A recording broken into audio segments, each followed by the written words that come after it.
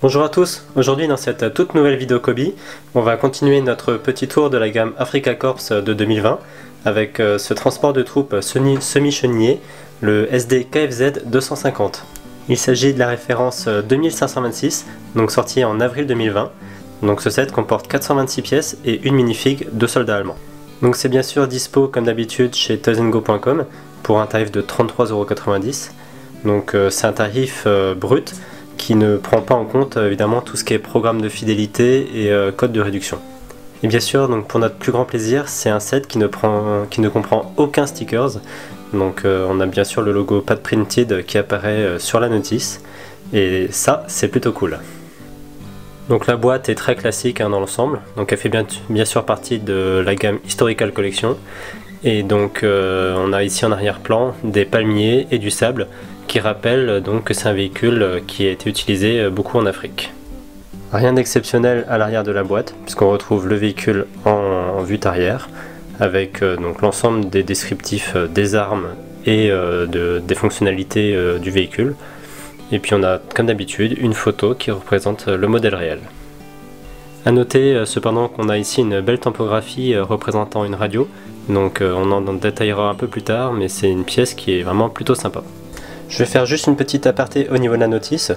Donc on retrouve ici le logo Pad Printed qui veut dire qu'il n'y aura aucune pièce comportant des stickers.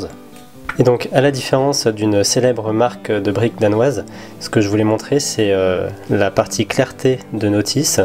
Donc on a ici toute la partie qu'on a déjà montée qui est grisée, et on voit donc seulement d'une manière colorée les pièces qu'on va rajouter pour cette page d'instruction. Donc je trouve que c'est quand même beaucoup plus clair que les notices qu'on a pour une autre marque de briques bien connue. Donc pour commencer la review, je vous propose de faire une petite comparaison avec son grand frère, donc le SD KFZ 251 qu'on retrouve ici en gris, donc à comparer à ce SD KFZ 250 qu'on retrouve à droite, donc en couleur sable. Contrairement au SD KFZ 250, le SD KFZ 251 était un véhicule plus lourd, puisqu'on retrouve ici un train de roulement qui était composé de 6 roues qui touchaient le sol avec 2 roues d'entraînement. Or sur notre SD KFZ 250, on va retrouver que 4 roues qui touchent le sol avec 2 roues d'entraînement. Donc on a une petite différence ici en termes de taille et de dimension, puisqu'on a un véhicule ici qui fait partie d'un véhicule plus typé pour la reconnaissance que vraiment pour le transport de troupes de masse. D'ailleurs, si on compare les deux véhicules, on se rend bien compte de la différence de dimension et de taille. Donc le véhicule de droite, le SD KFZ 251, pouvait embarquer 6 personnes, alors que pour le 250 sur la gauche, on peut monter jusqu'à 12 personnes, soit le double de capacité. Donc ces deux véhicules, c'était bien sûr des véhicules tout-terrain qui étaient beaucoup plus à l'aise sur des terrains tout-terrain et des terrains escarpés que des simples véhicules de reconnaissance type SD KFZ 222 ou SD KFZ 231. En revanche, le revers de la médaille était bien sûr sa faible vitesse, donc il pouvait rouler à peu près à 10 km/h. Donc la mise en service de ce véhicule a débuté à partir de 1941, et donc après il a été utilisé jusqu'à la fin de la guerre. Donc au total, toutes versions confondues, il a été à peu près construit à 6600 exemplaires. A noter que le modèle qu'on a ici est la déclinaison 250-3, qui est en réalité un véhicule de commandement équipé d'un poste radio. Alors la première impression qu'on peut avoir sur ce set, c'est vraiment sa petite taille, puisque sa taille réelle n'était que de 4,77 m. Donc à comparer à un véhicule comme le SD KFZ 251 que je vous ai montré précédemment, ce véhicule atteignait presque les 6 mètres. Donc on est ici sur un véhicule qui est vraiment très compact. Donc le look général du véhicule est ici bien présent. On retrouve bien ici les traits anguleux du half-track. Donc les techniques de construction sont ici très sympas et très élaborées. Donc on retrouve bien la forme du châssis qui est vraiment relativement bien modélisée. Donc c'est d'autant plus vrai ici au niveau de la caisse blindée, où on retrouve une partie qu'on appelle en SNOT, donc Stud Not on Top, donc qui est ici triangulaire. Donc ça veut dire que l'assemblage de tenons ne se fait pas avec une construction empilée les uns par-dessus les autres. Technique similaire ici employée pour venir fermer la caisse, où on retrouve un ensemble de 3 pivots pour consolider l'ensemble. On a également une pièce tampographiée avec la croix allemande ainsi qu'une trappe conducteur qui vient parfaire l'ensemble. A noter qu'on a exactement la même tampographiie de l'autre côté du véhicule. Niveau accessoires, on reste assez classique puisqu'on a ici une pelle avec une boîte à munitions et de l'autre côté on retrouve un pied de biche. On appréciera bien évidemment le souci du détail avec ici la modélisation d'un feu de route qui est ici superbement réalisé. Autre technique de construction remarquable, c'est ici pour modéliser l'avant du véhicule. Donc on vient ici aussi céder deux pivots pour faire la partie supérieure du capot ainsi que le devant du véhicule.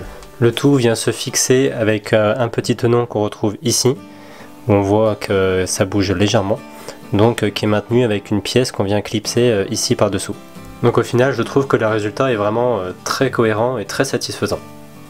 On appréciera ici donc une tampographie pour représenter l'immatriculation du véhicule, et donc si on remonte un peu, on aura également deux tampographies pour chacune des fenêtres pilote et copilote du véhicule. On pourra noter également les petits détails supplémentaires, comme ici l'aération du moteur, ainsi que la présence des phares de chaque côté du véhicule. Dernier détail ici à l'avant, donc avec la modélisation de ce qu'on semble appeler des rétroviseurs. L'arrière ici est également plutôt convaincant. On y retrouve bien sûr deux tampographies d'immatriculation, ainsi qu'une trappe permettant d'accéder au compartiment. Donc on regrettera par contre l'absence de rappel d'une cocarde pour montrer l'appartenance à l'armée allemande du véhicule. Côté accessoires, on a ici deux bidons d'essence qui sont représentés, et en descendant un petit peu, on retrouve un crochet de remorque. Si on s'intéresse maintenant au train de roulement, donc il est ici cohérent et plutôt bien respecté, puisqu'on retrouve donc les 4 galets qui sont apposés sur le sol, ainsi que donc les deux roues d'entraînement. Donc à noter que les roues d'entraînement sont ici à la même hauteur que les galets, or normalement ils devraient être légèrement décalés, donc plus en hauteur, pour respecter une certaine cohérence avec le vrai véhicule. Donc par souci du détail, ça aurait été bien que ces deux roues là soient légèrement décalées pour avoir un petit peu plus de cohérence. Passons maintenant à l'intérieur du véhicule. Donc on peut déjà commencer à s'intéresser à l'antenne cadre de lit, donc qui entoure ici toute la structure. Donc c'est une construction qui est plutôt intéressante à base de pivots comme vous pouvez le voir. Donc il y en a 4 au total. Donc à noter que ces arceaux sont vraiment ici très massifs, alors qu'en réalité ils sont normalement beaucoup plus fins. L'intérieur ici est composé de deux parties distinctes. Donc la première rassemble le pilote ainsi qu'un copilote artilleur qui pouvait à tout moment se lever et engager l'ennemi avec une mitrailleuse MG34. Donc celle-ci est installée sur un pivot juste au devant du véhicule. Donc la mitrailleuse est vraiment très cohérente ici. Donc on retrouve bien sûr la mitrailleuse avec son système de chargement, et donc elle est positionnée avec un système de pivot, donc ce qui permet d'avoir une très belle jouabilité et une très belle manœuvrabilité de l'ensemble. Donc ici c'est vraiment très cohérent et très sympa. Côté conducteur, on a bien sûr un volant, mais on n'a pas de pièce tampographiée pour représenter les différentes fonctionnalités du véhicule. Donc on a également deux fauteuils qui sont ici bien modélisés, avec aussi un souci du détail, avec un soin apporté au niveau de la séparation des deux sièges. Donc ça c'est vraiment plutôt sympa. Donc je vous montre une autre vue des sièges pour les voir un peu plus dans le détail. La deuxième partie est ce qu'on pourrait appeler le poste radio. Donc on aperçoit d'ailleurs ici l'antenne qui est fixe. Donc la radio est l'autre intérêt de ce set, puisqu'on a ici une belle construction en brick build qui est finalisée avec une tampographiie représentant les différents boutons et potentiomètres de la radio. Donc de quoi contacter n'importe quelle fréquence et n'importe quel renfort. Donc ici c'est vraiment une pièce que j'apprécie beaucoup, puisqu'on a une belle construction ici qui est finie par un réservoir supplémentaire qu'on retrouve juste à côté de la radio. On appréciera ici également donc la présence de deux tenons, donc permettant de fixer un soldat ou par exemple le général Rommel pour pouvoir contacter l'état-major ou toute autre personne. Au niveau de la minifig, donc on a ici une figurine classique qu'on retrouve déjà sur pas mal de sets de la gamme Afrika Korps. On notera cependant que le torse est ici toujours bien tampographié, donc avec toujours beaucoup de détails. À l'arrière, donc pas de fioritures, on a ici aucune tampographie comme d'habitude. Côté armement, notre soldat est équipé d'une mitrailleuse type MP40 et d'une grenade à manche. Voilà, donc pour avoir fait le tour de ce véhicule, donc je trouve que c'est une belle réalisation avec de très nombreux détails. Les techniques de construction sont novatrices et très intéressantes, et puis la forme du véhicule en général est globalement bien respectée. C'est donc pour moi un très beau set à avoir pour compléter une gamme Afrika Korps, donc avec un petit véhicule de reconnaissance qui ira toujours bien dans une collection ou dans une étagère. Voilà, pour ceux qui sont arrivés à la fin de cette vidéo, merci de l'avoir regardé et j'espère que vous l'avez apprécié. Si c'est le cas, n'hésitez surtout pas à mettre un pouce bleu, ça aide beaucoup pour le référencement sur YouTube. Et donc nous, on va se retrouver pour une prochaine vidéo. Merci, ciao!